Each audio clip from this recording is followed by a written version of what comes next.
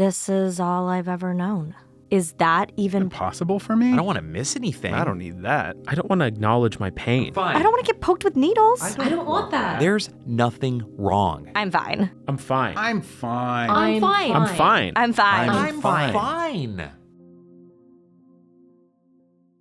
It's safe to say that life with a bleeding disorder isn't easy, and we're often faced with many challenges and obstacles. But time and again, we see countless examples of how someone's bleeding disorder actually contributes to a yes I can or a just watch me attitude.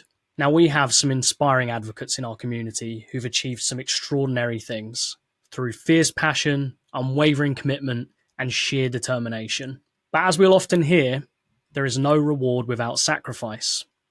Sacrifices that those on the outside might not realise.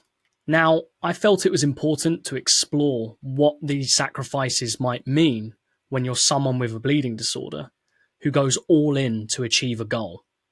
How can these sacrifices impact your health? Is there a darker side we don't always consider when seeing the extraordinary accomplishments of people with bleeding disorders?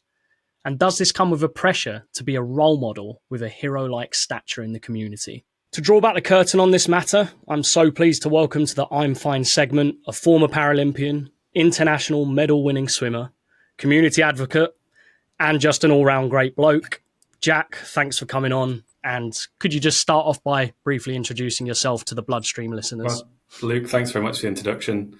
It's very kind of you. And I feel like a reciprocation here. Like I'm not the only great bloke on this podcast. It's good to see you. And we need to catch up for a beer soon. Hi, everybody. I'm Jack. I'm a sufferer of severe haemophilia A. Was diagnosed when I was 6 months old. And have various issues with various joints, notably my left elbow, left knee, right ankle, as a result of haemophilic bleeds into those joints. I was then kind of lucky enough to represent my country at London 2012, whereas Luke called out, kind of went on to go and win some international medals, which was a massive privilege and gave me the ability to give back to the haemophilia community who gave me so much. So I'm going to rewind. It's summer 2012. London in the UK, and the Paralympic Games are in full swing, and a youthful 18-year-old Jack Bridge is stepping up in front of crowds as big as 17,000, smashing multiple British records along the way and making the global haemophilia community extremely proud. And I think it would be fair to say that those games were somewhat of a pinnacle moment of your swimming career, and we could all see how much it meant to you watching on TV. Like I hark back to that part where you smashed a record and you're like fist pumping and it was great to see. I think everyone was glued to the TVs in the community. But what we don't see is all of the hard work, the commitment and the sacrifice that goes on behind the scenes to get to that point. And I was hoping if you could give us an insight into what that reality looked like for you. Yeah, absolutely. And I suppose the journey to London really didn't start obviously the week of it. It started years before. So I was classified as a paraswimmer in 2009. Beforehand, I was swimming against other able-bodied athletes. And because of my impairments in the joints I called out in my introduction, I was at such a massive disadvantage. And I'd kind of got to a level as an able-bodied athlete at regional level. So I was swimming at like a northwest of England kind of level and couldn't really get any further. And I was at that point in 2009, I was 15. I was just about to go into some exams at the end of my high school years. And I was ready to quit. And as a kind of like a last ditch attempt to keep me in the sport, my parents said, let's try and get you classified as a paraswimmer, because I was always chasing, dreams or chasing something to want better for myself. And when I got classified in 2009, I entered 11 events in my first paraswimming event and came away with 11 medals. And I didn't know then that I was going to be representing Great Britain in kind of 2.5 years' time. But I had a conversation after that meet with my coaches, my support staff, my doctors, my nurses, my whole support network, and said I want to give myself the very best chance to make sure I was not on the plane, but on the train down to London to go and represent the country at what at the time was being bigged up. And it certainly was during that period of time was the biggest Paralympic Games we've ever seen. So then in 2010, it got a bit more serious. I kind of moved training groups to go and train with a bit more of a hardcore team. And from probably the end of the 2009-2010 season, so this is like August, I was just fully dedicated to making sure that I was training every single day with that goal in mind of making my first team, breaking my first British record, and then putting myself in contention to be part of that team.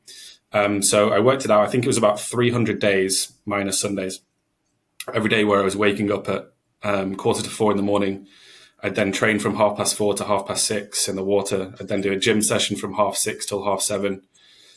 I'd then be at school from 9 till 2. I'd then have to come home, grab a train from Preston to Manchester where I lived, train in Manchester from 3:30 till 5:30, do another gym session from 5:30 till 6:30, do a yoga session from 6:30 till 7:30, try and catch the train home 8 o'clock, be back home in Preston for say 9:30, and try and get some schoolwork done before getting to bed at 10 o'clock and doing that kind of 300 days in a row in the lead up to London. So it was relentless. It was every single day. It was a commitment. It was managing multiple, work streams from, managing time with school, managing my training, my physio, my massages, and also managing my condition. So it just meant I had to be on top of anything. So I was really good at kind of noticing what was going on in my body.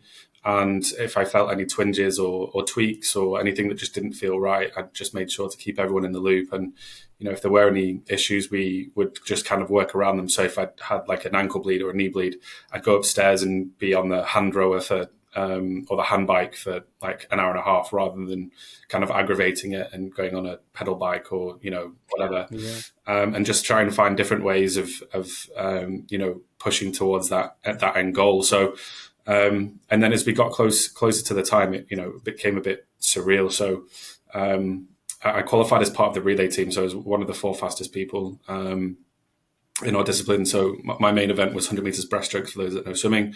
And I smashed the British record at the trials by over half a second. And just kind of what I did was I was only a relatively young person on the squad, but what I did at the first trials was introduce myself to the top coach, to the performance director, and said, "Look, hey John, we email every Sunday. We had to send in like log sheets of our training, what we did that week, and I'm here, and I'm ready to kind of put myself into contention for the London team."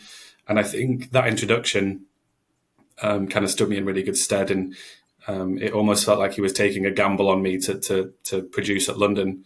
And by the time that the actual games came around, 8th of September 2012 was the day where I was swimming both the individual 100 breaststroke and then the 100 breaststroke in as part of the 4x1 medley relay team.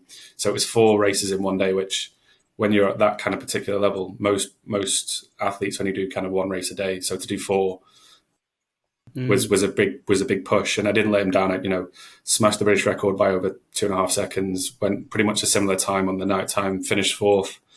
And was just one of the best days. We came back on the night time as well, finished 4th in the final, and then we smashed the 4x1 medley relay record by over 4 seconds. Look, we were super successful. I was part of the most successful British Paralympic team, and couldn't be prouder of what we achieved as a team.